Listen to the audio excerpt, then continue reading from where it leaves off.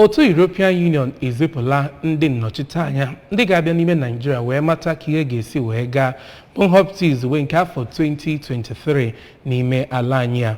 Mgbe ọ na-ekwu okwu si n'aka onye bụ Chief Observer bụ Barry Andrews na Abuja, ha kwuru na ha bịara iji wee hụ na akwalitere usoro ọchịchị onye kwuo uche ya n'ụzọ ka mma n'ala anyị a.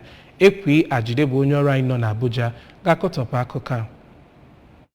Onye isi nkiri ahụ sịrị na ha ga-egosi ihe ha hụrụ ozigbo nhọpụta maka onye isi ala na ndị omebe iwu nke etiti kwụsịrị tutu amalite ịhọpụta onye ọchịchị na steeti dị iche iche. O kwuru na ha ga-agbasi mbọ ike ịhụ na enwere ezi ọchịchị n'obodo Nigeria site n'inwe agbata dị mma ịtụ elekshọn n'obodo Nigeria. Dịka o siri kwuo, kwesịrị ilebara ọtụtụ ihe anya ma gbochie ha n'ihi nke a. Ha na ndị nkiri dị iche iche ga-ejikọta aka ịhụ na enwere nhọpụta dị mma na-enweghị ntụpọ ọbụla. Site na Abuja, Princess Ekwi Ajide, akụkọ ụwa ABS.